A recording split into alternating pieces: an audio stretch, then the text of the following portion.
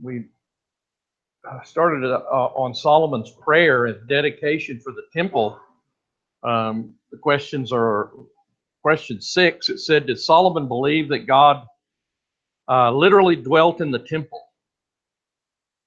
What did Solomon say about God dwelling? Yes, Adam? Not even the heavens and the highest heavens could contain God. But repeatedly he says that God's dwelling place is heaven and not here on the earth. So indwelling is something that when you think about being a temple of God, it was fellowship. God, well, let's look at the next question. It said, what purpose did the temple serve in Israel's relationship to God?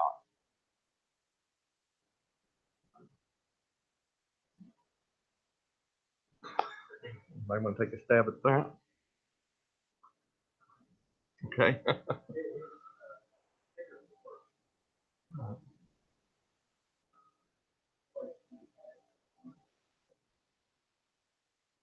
So it was a place for God to place his name, and he had promised that he would do that he would have a place for his name, a central place of worship in the land, and it's been all the way up to this time since they entered the land under Joshua that he's actually has a place to build the temple and for people to direct their worship toward.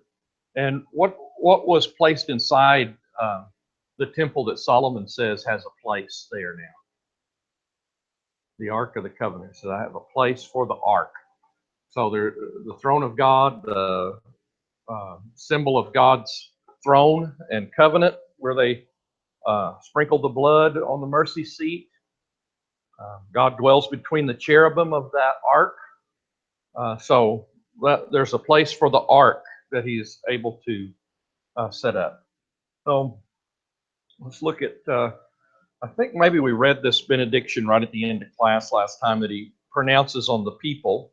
It says, and may these words of mine, which I have made supplication before the Lord, be near to the Lord our God day and night, that he may maintain the cause of his servant and the cause of his people Israel as each day requires. So God be with us every day and hear these appeals that we've made in prayer, to hear them, so that all the people of the earth may know that the Lord is God and there is no one else. Of course, we want to be the proper kind of servants and people, so that God's relationship with us will be seen by others and they'll want to glorify God too. And let your heart, therefore, be wholly devoted to the Lord our God, to walk in his statutes and to keep his commandments as at this day. So here they are. They've set up this temple. They've built it all according to the design given to David, and they've done everything in accordance with God's will. So now they need to all be wholly devoted. Love the Lord your God with all of your heart, with all your soul, and with all your mind. And keep all the commandments that the Lord has given. Walk in those commandments. And it's not enough just to do it the first day. You have to do it every day. You keep doing that. And God will be with us, so he would be with them. There was an answer to this prayer that's recorded in 2 Chronicles 7, verses 1 through 3. After Solomon, it says in Chronicles 7:1, now when Solomon had finished praying, fire came down from heaven and consumed the burnt offering and the sacrifice, and the glory of the Lord filled the house, and the priest could not enter into the house of the Lord because the glory of the Lord filled the Lord's house.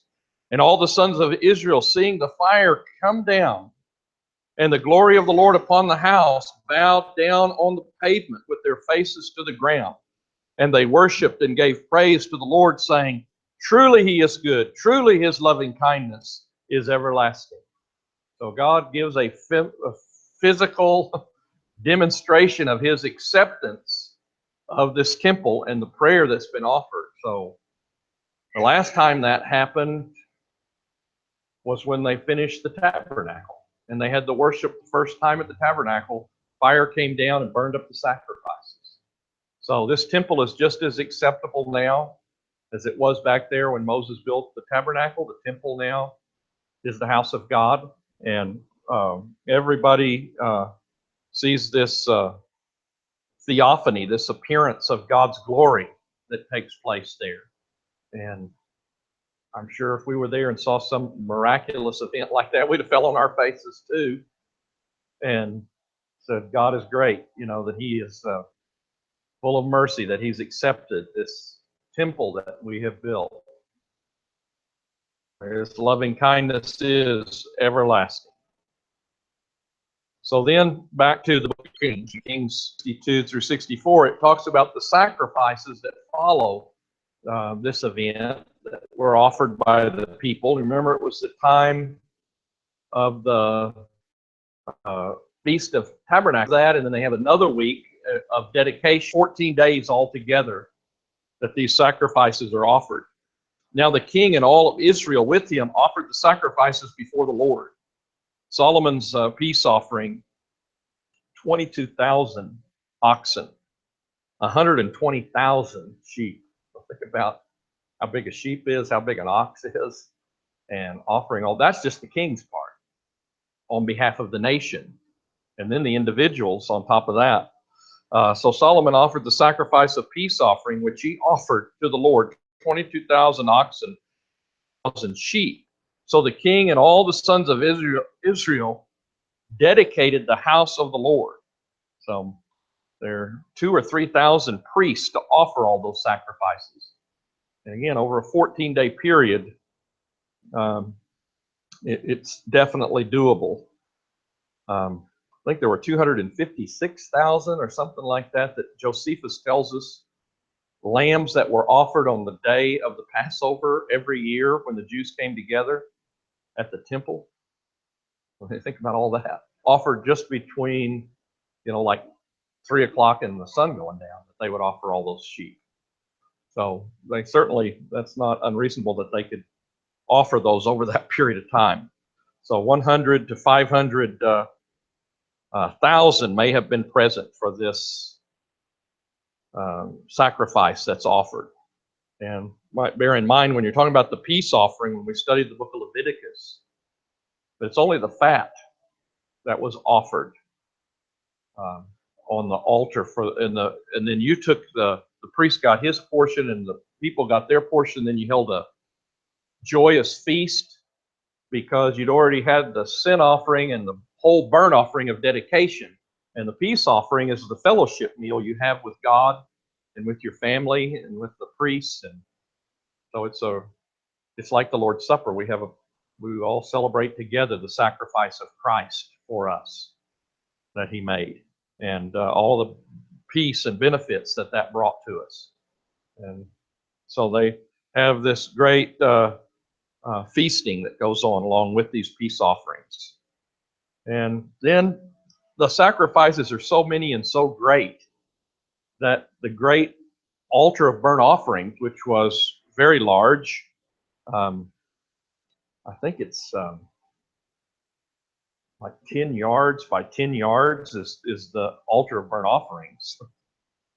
So you have 100 square yards of area to sacrifice on, but that's not enough for all these sacrifices.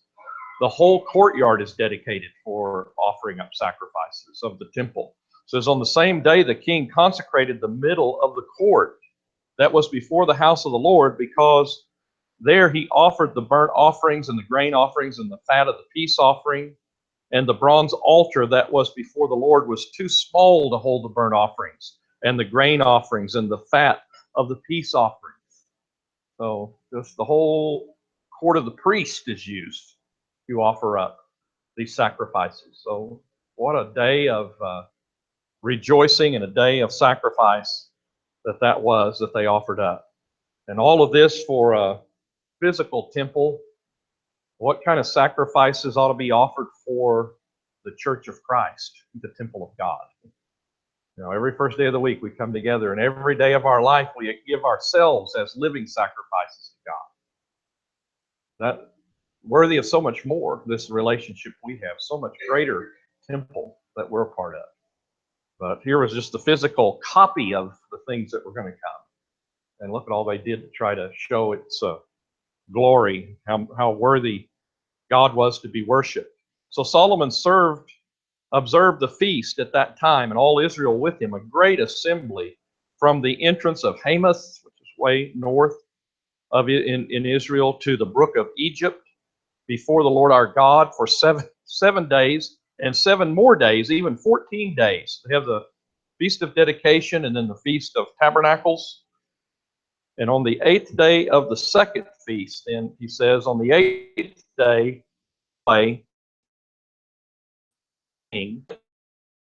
to their full and glad of heart for all the goodness that the Lord had shown to David his servant and to Israel his people. Acts chapter 2, isn't it? When they were together in gladness and mind and blessings, all the revealing and teaching, sort of a similar type of time, Old Testament.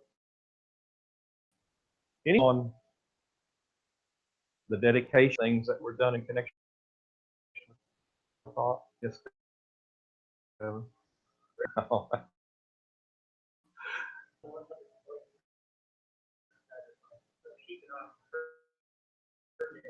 Days.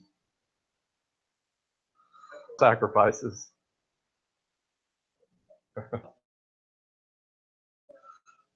Yeah. A lot of animals. Of course, the people could help. So the only part the priest had to do was offer it up once it was done. So you had a lot of people probably involved in that. So then God answers Solomon's prayer. But it seems that the answer here maybe came 14 years later. He finishes the temple, then he works on his own house for 13 years, and so 13 years later, he gets another vision, the one he got before, where God asked him what he wanted, says, now it came when Solomon had finished building the house and the king's house. So that took another 13 years. And all of Solomon desired to do, that Solomon a second time him at Gibeon. So we read about in the beginning of his reign and offered up where the tabernacle was at in Gibeon, at the high place that God appeared to him. So 2 times to Solomon. One time I worked for God. I was the delivery guy preaching and going to school. And there was a guy that was riding around talking to God every day. God always wondered, is it a real deep thing? They really don't think. In their head, God's talking to them. So he only talked to Solomon. That's pretty good if he talks to you every day. He talks all the time, but this was a big one. He talked to Solomon, right? People that God ever directly talked to. But he talked to Solomon. And the Lord dreamed before that he talked to him. So the Lord said to him, I heard a prayer and your supplication before me. And I have consecrated this house which you have built, named there forever, and might will be there perpetually. Solomon asked for in that prayer, keep that. I'm going to, I'll dwell in the temple in this sense that I'll have my name there. I'll consecrate the house. It'll belong to me, and I'll hear the prayers. I'll have my eyes upon these people. That's what we want God to dwell with us. We want him to put our name on us, have fellowship with us, have his eyes on us, listen to our prayers when we offer them. We want God to dwell with us the same way. At this particular time, Solomon's kind of at the height of his power. Been on the throne for 20 years. He's got 20 more to go. And maybe at this time, there's already multiplying these wives. His riches are growing. And maybe God sees his heart is already beginning to go away from him. Of course, God knows what will happen in the future. And so he gives him a warning, really, in this promise. This is a conditional promise that I'm going to be with your family in the house of David. As for you, if you will walk before me as your father David walked in the integrity of his heart and uprightness, doing according to all that I have commanded you, and will keep my statutes and my ordinances, then I will establish the throne of your kingdom over Israel forever, just as I promised to your father David, saying, you shall not lack a man on the throne of Israel. If you do your part of being faithful like your father was. Your father served me, never worshiped false gods. He kept the commandments day in and day out. Now, that doesn't mean David was perfect. We know that. He made mistakes. But he always corrected himself and got back in the right way and was dedicated to God. So Solomon needs to do the same thing if he wants to be right with God. So he goes through a set of warnings about what's going to happen to this temple and what's going to happen to all that he's done if he's not faithful, if he starts worshiping idols. If you and your sons, so all the kings that are going to follow him, you or your sons shall indeed turn away from following me, and shall not keep my commandments and my statutes which I have set before you, and shall go and serve other gods and worship them, then I will cut off Israel from the land which I have given them, and the house which I have consecrated for my name, I will cut out of my sight, or cast out of my sight. So Israel will become a proverb and a byword among all peoples. Now, if you worship other gods and your sons worship other gods, everything, I'm withdrawing my name from this house. This temple's not going to mean a thing. It's going to be destroyed. The people are going to be taken into captivity if they don't stay faithful. They don't deserve to stay here in the land. So being God's people is a conditional thing. And instead of being recognized as somebody that you look to and you want to serve God, they're bringing blasphemy on God by not being faithful to his laws. And the people, through the punishment that he gives, will become a proverb about, this is what happens to you when you're unfaithful to God. You have this miserable lot that the Jewish people have, where they just wander from nation to nation and suffer persecution and all kinds of problems. That's what happens to unfaithful people. I don't want to be a proverb, right? I don't want to be a byword that people go, look at that guy's life. Now, there is a cautionary tale. That's what happens to you when you don't do what you're supposed to. It says that's what's going to happen to Israel. And this house will become a heap of ruins. Of course, the Babylonians pulled it all down, didn't they? Tore it down completely.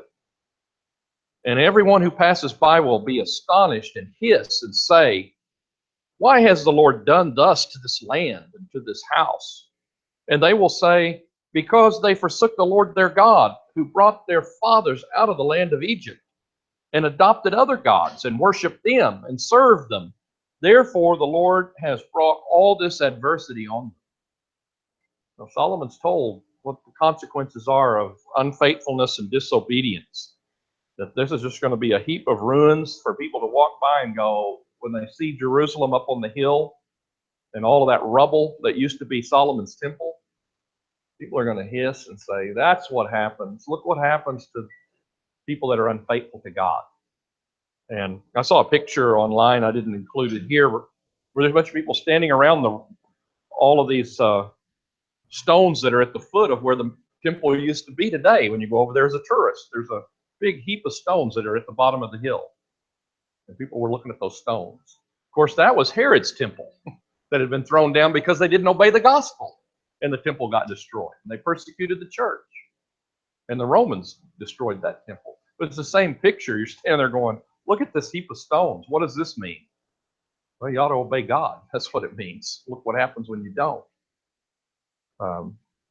So we need to be faithful. It's not enough to be called the people of God or the Church of Christ. You've got to actually be a faithful people to be the temple of God and God to be with you. Just a quick look ahead at what's going to happen concerning this temple. You have here the construction of the temple here in 1 Kings and in 2 Chronicles. And 966 to 960. Then the dedication of the temple in 960. And then the house is filled with the glory of the Lord. We read about that. That's wonderful. Then the temple is plundered under Rehoboam, who worships idols like his father Solomon is going to do at the end of his life. And all of the gold is taken to Egypt. We're going to read about the glory of Solomon and how much gold he laid up. And all of it got taken by the Egyptian and carried away. So he has to replace the shields of gold with shields of bronze or brass to take the place of the gold after they steal all the gold. So all of this glory of Solomon doesn't last very long. Then an abomination is introduced to the temple by Abijam. He's the son of Rehoboam. His mother Maacah, they introduced the worship of idols in the temple and Asherah and so on, and they pollute the temple. He only lasts for 3 years as king. And then Asa, the good king, comes in and he cleanses the temple and gets rid of all the idols, and we start over, get it all straightened out again. We reform it and straighten it out, but that doesn't last long. Asa uses the temple treasury to bribe Ben-Hadad of Syria to get him to go away. So after he had beautified the temple again, Jehoshaphat enlarged the temple. He's another of the good kings. In 870 to 57, the temples repaired are made by Jehoash in 835. So they've got the temple trying to straighten it back up again.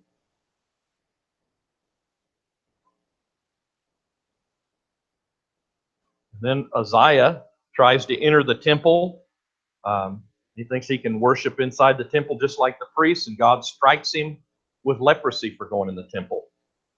A lot of things happen in connection with this temple as we read through these books. Then Jotham refuses to enter the temple like his father did, we're told, in 750. And then Jotham built a new gate for the temple. It's mentioned in 739 to 735.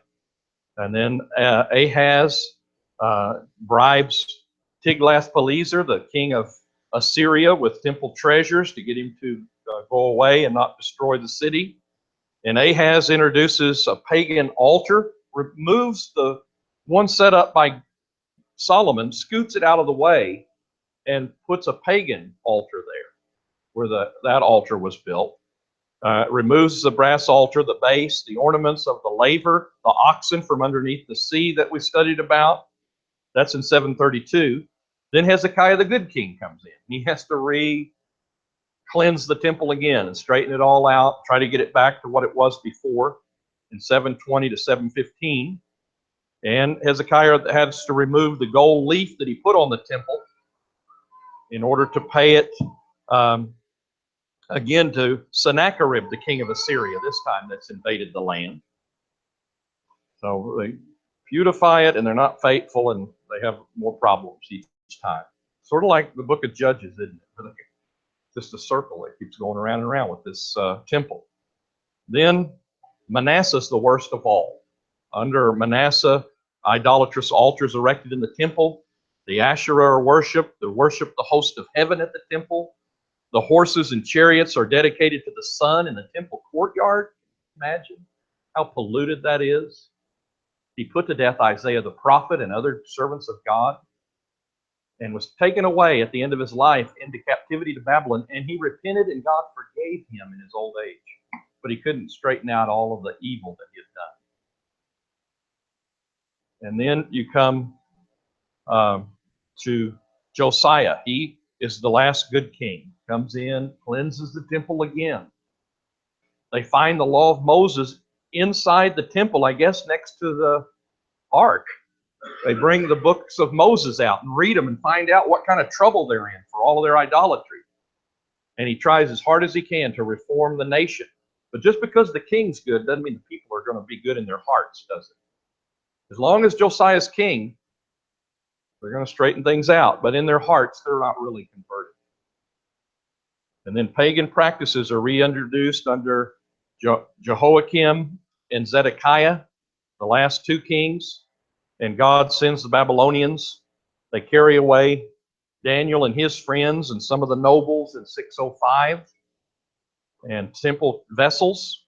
And then additional vessels are carried to Babylon when they reinvade the land in 597. And then finally, God has had enough. How many chances have they had to be faithful since he warned Solomon there in chapter 9 of 1 Kings? The Babylonians in 586 or 580 or 587, right in there. The temple is destroyed by the Babylonians. The pillars are broken up. The sea is broken up and carried off. All of the lesser vessels that we've studied about are taken away. So then Solomon in all of his glory. We know where this is all going to end. But at this time, because of David's faithfulness and God's promises and the early faithfulness of Solomon, we see all of this glory. It's at the very height. But then in just one generation, it's all going to be gone. All of this gold and the riches and all. Doesn't take long for it to disappear when people become unfaithful. So the basis of his glory is talked about, how he built up this great wealth that God promised he was going to have. Verses 10 through 14, and it came about at the end of the 20 years in which Solomon had built the two houses, the house of the Lord and the king's house. Hiram, king of Tyre, had supplied Solomon with cedar and cypress and timber and gold according to all his desire. And then King Solomon gave Hiram 20 cities in the land of Galilee. So Hiram came out from Tyre to see the cities which Solomon had given him, and they did not please him. And he said, "What are these cities which you have given me, my brother?" And so they were called the land of Cabul to this day. And Hiram sent to the king 120 talents of gold. So evidently Solomon, in the beginning of all of these great building projects, didn't have enough wealth to complete everything without borrowing it from the king of Tyre. And as collateral, he gives him 20 cities. But the cities are worthless in the eyes of Hiram. He doesn't think they're worth anything. They're probably Canaanite cities, some of the cities of the Canaanites that were still in the land. And he thought he was going to get some rich farmland or something, and he comes out and looks at it. These are cable. Cable means binding. Like, it's some term of disgust that they are like mortgaged, I think. It's what most people maybe think he's talking about. And he doesn't even want the cities. So you have the temple built for 7 years, 13 years, all of those complexes, the house of Lebanon and the house of for the king and the palace, and all of those things are completed. And he uses much cedar and fir wood and gold, 120 talents. A talent is something hard to nail down. I was looking at different Bible handbooks and all. Some of them say 120 pounds. Seemed like most of them said 88 to 90 pounds is about what a talent was. And then some others say that was a royal talent, and there's another talent that's 45 pounds. But either way, that's a lot of gold.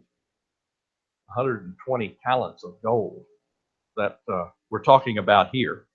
Those 20 cities, possibly for gold, but they are mortgaged or worthless or nothing. And kind of shows maybe Solomon's a little stingy that that's the best collateral that he would give to him, is those lousy places.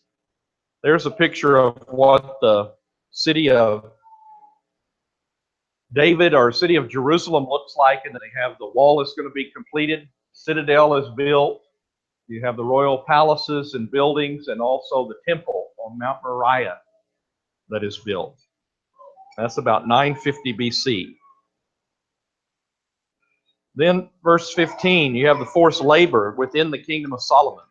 He puts the Canaanites that still live in the land, makes them slaves to be laborers in Israel. Now this is the account of the forced labor which King Solomon levied to build the house of the Lord, his own house, the Milo, and the wall of Jerusalem. So all of these building projects had forced laborers, which were Canaanites. Seems like the Milo means the filling in. It was a part of the wall, maybe where there was a, like a low place, which needed to be built up with filler material to make the, defenses complete. And it's talked about several times in Kings. And during this period of time, that Milo was filled in and built up to where they had a strong wall all around the city that Solomon was able to build for protection. And again, what good does he has tremendous wisdom, right? Because he's the wisest king there's ever been to build up defenses for a land.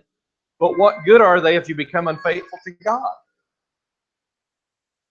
Shishak's going to come in and take everything as soon as he becomes unfaithful, and his son is unfaithful. So all of this military provisions and the walls and the special cities for defense and the chariots doesn't mean anything if you're unfaithful. No matter how mighty you are, if God is against you, you cannot stand. And that's one thing you can see at the end of all of this. But Solomon, I mean, as far as just worldly wisdom, he has all of the ways to set up the defenses for the land. It says the wall of Jerusalem he built, and Hazor and Megiddo and Gezer. All of these cities were built by Solomon, and you can see Hazor way up in the north. And in the middle of the land, you have Megiddo, which is a famous, that's where the central valley of Israel, goes through. And it was a place where battle after battle is fought. It was a strategic location that kingdoms fight over because it is, in control over that whole valley. So Megiddo is rebuilt by Solomon. And we'll look at some pictures. There's a gate system that you find from the time of Solomon that's in all three of the cities the Bible says Solomon built. And they're exactly the same design. So it shows when the Bible says that Solomon built a city, and you go dig at that city, you find what Solomon built. Then you go to the other city, miles away, and you dig there, and you find the walls that Solomon built at that place. Then you go to the other city, years later, another group of archaeologists, and they find the same thing there. So what the Bible says is not storytelling, myth, like we were talking about in 2 Peter. It's facts. This is exactly what happened and what Solomon built.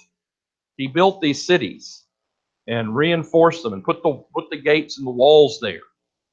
And it says, for Pharaoh, king of Egypt, had gone up and captured Gezer. It used to belong to the Philistines, but the Egyptians conquered that city and burned it down.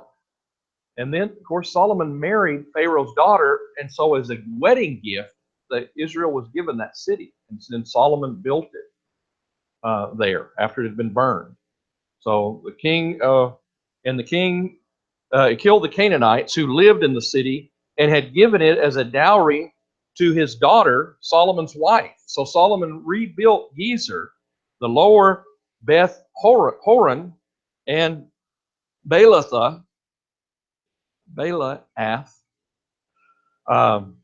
and Tamar in the wilderness in the land of Judah. So you see Tamar is way down at the bottom there below the Dead Sea on your way down to the Gulf of Aqaba and the port that's there.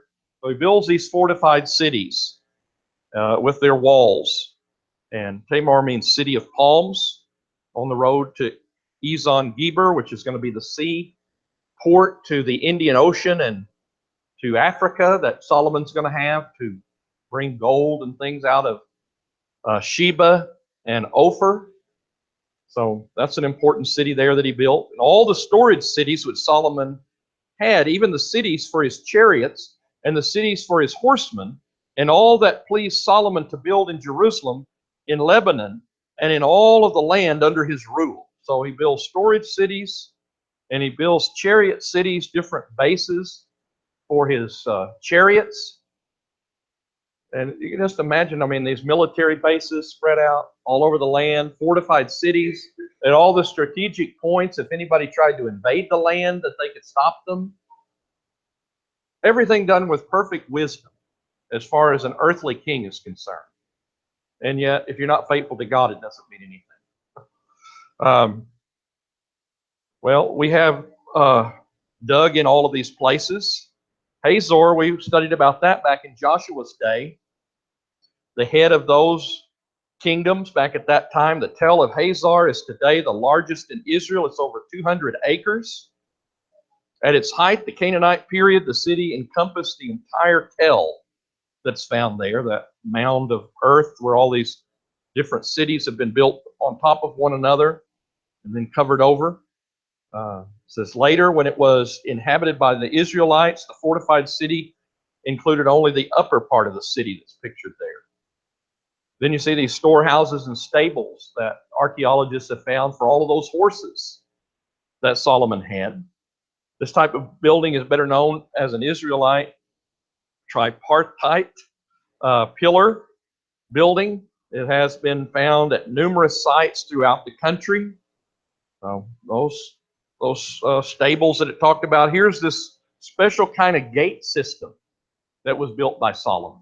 It has these 6 chambers kind of to the big city gate, and it's placed in a certain side of the city. And each of these 3 places that are mentioned in 1 Kings, they've dug up and found that same gate at the same spot in each of these cities. So there's a common designer there, right? Common builder that put these cities together. He had a plan on how to build these things. Archaeologists have uncovered a 6-chamber gate at Hazor, and it's nearly identical in size and design to the gates at Megiddo and Gezer, which are also mentioned. Best explanation for this, these gates were all built by the same government. These gates are a remarkable testimony to Solomon's building activities described in 1 Kings 9:15. So we've got not just the words here, but also the archaeologists confirm what we've read about. There's an aerial view of Megiddo. You can see this mound there that I think there's some 30-something, or it says 26 levels of occupation. That's how many people have lived there, got destroyed, build another city, build another. Imagine 26 levels. And when you dig down to Solomon's level, you find that gate system that's found there and the wall. So I started digging there and working in 1925, excavating those different levels. And you can see the valley there that it sits above that goes through Israel, and of course is a strategic spot for them to defend. There's another picture of this Solomon gate that's found in the 3 cities. And a beautiful monumental gateway from the time of Solomon, similar to those at Hazor and Megiddo. The date of this gate, so this is at Gezer. You can see it doesn't look the same. It looks exactly the same as the other 2 cities. And again, at that level, before the time of Shishak when he came into the land. Tributary labor from which within his kingdom, of course, is going to contribute to his wealth, this forced labor from all, as for all the people who were left of the Amorites and the Hittites and the Perizzites and the Hivites and the Jebusites who were not of the sons of Israel, their descendants who were left after them in the land, whom the sons of Israel were unable to destroy utterly, from them Solomon levied forced laborers, even to this day. But Solomon did not make slaves of the sons of Israel, for they were men of war, his servants, his princes, his captains, his chariot commanders, and his horsemen. These were the chief officers who were over Solomon's work, 550, who ruled over the people doing the work. So these Canaanites are forced into labor, and there's 550 Israelite royal officers that are in charge over the military and all of the things of Solomon's kingdom. And then the final construction notices is given in 24 and 25. It says, as soon as Pharaoh's daughter came up from the city of David to her house, which Solomon had built for her, then he built the Milo. Now, 3 times in a year, Solomon offered burnt offerings and peace offerings on the altar which he built to the Lord, burning incense with them on the altar which was before the Lord. So he finished the house. So we're told about him yearly, 3 times during the year, having these great sacrifices that were offered at the temple on that great altar of bronze that was built and placed before the Temple of Solomon. And finally, at the end of 20 years and the finishing of those houses, Pharaoh's daughter moved into her house. Then we're told about how he gathered so much gold. He built a fleet on the Gulf of Aqaba, which is a little arm of the Red Sea that comes up. And you can see this famous port, Ezon Geber, that's right here at the end of the Gulf of Aqaba. And if you've ever watched the Lawrence of Arabia movie, they're trying to come down there and conquer that city from the Turks, is one of the things. He leads an army out of the desert and they conquer that. So that's been in a strategic spot since the way back in the Old Testament days. And it's still a strategic place today. And it allows him, of course, to do things that none of the people in the Mediterranean, they didn't have access to India or to Africa or the southern part of Arabia. Solomon's going to be able to trade with all those people. So he has a port that none of the other people have. So he's able to gather wealth from these southern kingdoms. So King Solomon also built a fleet of ships in Ezon Geber, which is near Eloth on the shore of the Red Sea in the land of Edom. And Hiram sent his servants. Of course, the greatest sailors in the world are the Phoenicians in the ancient world. Hiram is the king of the Phoenicians.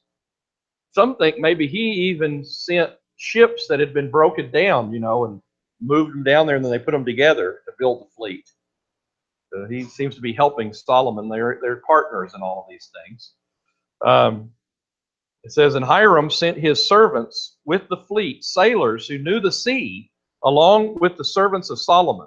And they went to Ophir and took 420 talents of gold from there and brought it to King Solomon. Now, probably not all on one voyage. Maybe this is over the whole reign of Solomon, going down to the gold mines in East Africa. They bring back all this gold. And later, I think it's Shishak, the Pharaoh, after he gets it from Rehoboam, there's an inscription in Egypt. I think he gives 383 talents of gold he dedicates to the gods of Egypt. That's almost all of this that Solomon brought up. It just goes around and ends up the enemy has it. But at this time brings all of that great wealth back and comes from Ophir. Then you have the story of, we're out of time. We'll come back with chapter 10 about the Queen of Sheba next time. Appreciate your attention.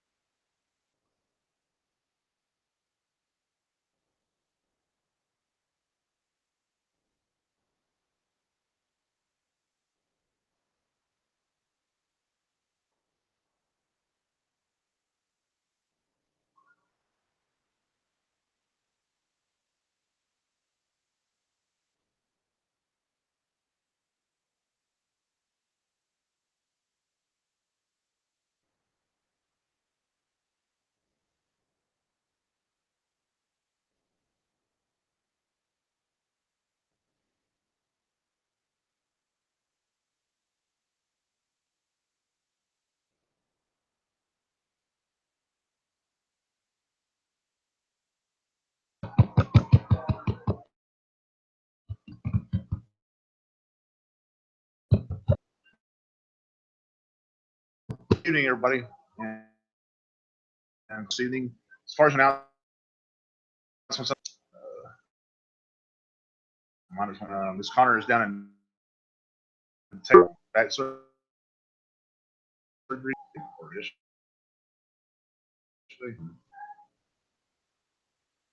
Oh, there's Katie. I don't know this time. What's up?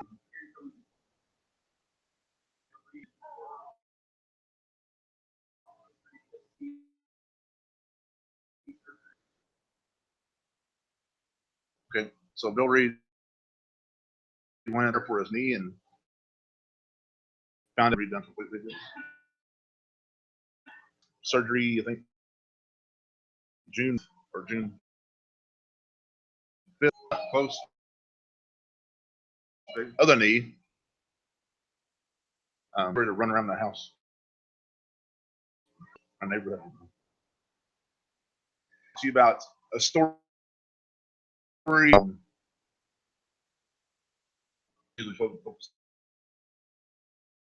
Yourself.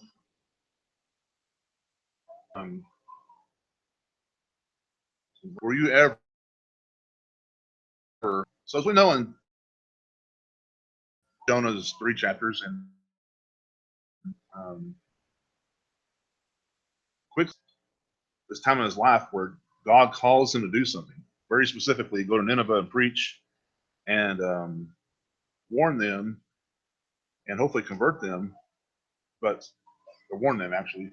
And so, as we all know, that Jonah said, "I don't want to do that. I want to do what I want to do," and he takes off, right? So in Jonah 1, chapter 1, it's really pretty cut and dry. He flees the presence of the Lord, right? He is thrown into a raging sea because he's on a boat with other people. They're talking to their gods, and they're like, "Wait a minute, this isn't working." And Jonah's deep down, hiding, scared. They find him and said, "Why aren't you talking to your God?" He's like, "Because my God's mad at me." And so he talks to them and throwing off the ship. And doing so, the mariners actually feared the Lord and actually vowed to the Lord after that ordeal. They witnessed God's wrath firsthand, right? And then a great fish swallows Jonah. So here we are in chapter 2. And as we read chapter 2, Jonah realizes something about himself. He realizes that I had no power. I was in an ocean. I'm still in an ocean or a sea. And I am in deep trouble. And sometimes, it takes that for a lot of people, a lot of us, that we think we have the power and we don't have the power. And God reminds us very quickly that we don't have the power. And we kind of get humbled, don't we? So let's read Jonah chapter 2. And as we're reading it, read it to yourself. It's like, as if you're writing this, you're saying these very words, not Jonah. And if anything's may hit a chord with you, then hopefully it does.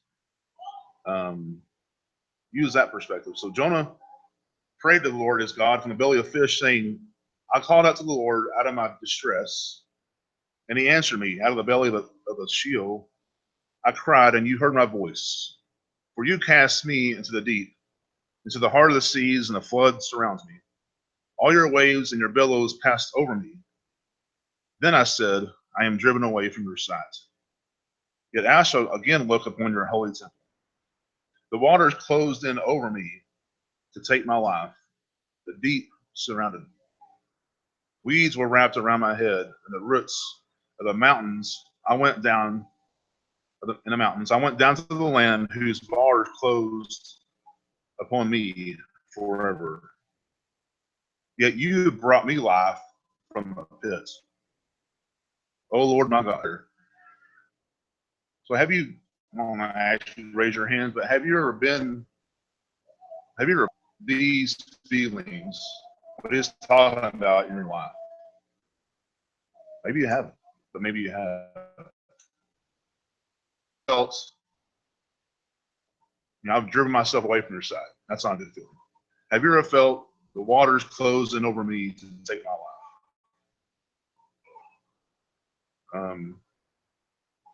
Verse 7, when my life was fainting away, I remembered the Lord, and my prayer came to you into your holy temple. I think when he's talking about holy temple, he means into the holy place, right? In God's presence. Those who pay regard to vain idols of steadfast love. But I, with a voice of thanksgiving, will sacrifice to you, will pay. Salvation belongs to the Lord. Verse 8, he talks about those who pay regard to vain idols, forsake their hope of steadfast hope. Vain idols could be a lot of things, right? It could be the power of money, entertainment, hobbies, things that suck your time away from God, right? Right? People live through their kids for a long time, and then their kids leave, and like, now what? It's a pretty interesting observation to have. There's people say, well, I don't worship other gods, but that's what people worship, what they spend their time on, what they spend their money on. People worship TV. People worship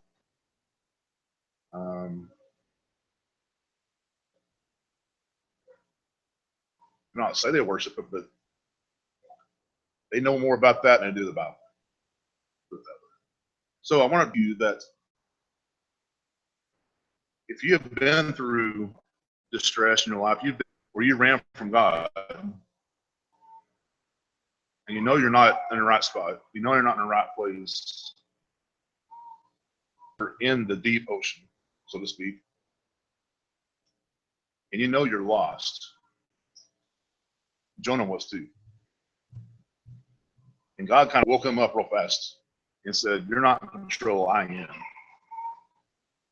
And made him wake up. So after that happened, he prayed to God, and God listened to him. He didn't just turn his face to him. The fish spewed him out. Jonah went to Nineveh, and the people of Nineveh repented. The story could have been chapter 1, chapter 3, or chapter 1, and go. It could have been one chapter. Go, and this happened, we're done. But people have their free will. Right? We have our free will, but God also has His will and His providence. I say this because I too have been in these very verses, and it's not fun. It's not fun feeling helpless. It's not fun feeling powerless. You're almost lost hope. But sometimes it takes that to realize your faith in God really is there. That's all I have. And if there's any here that realize that they indeed are lost, and that indeed they themselves can't get themselves to heaven. You can't get yourself to heaven. You don't have authority. 2, you don't have the power, and you cannot work enough to get to heaven. It's through God's grace, sacrifice, and through our obedience, and through our obedience that we can go to heaven. Obedience being believe, repent, and be baptized, and so you'll live for God. If there's any here that not anything, we ask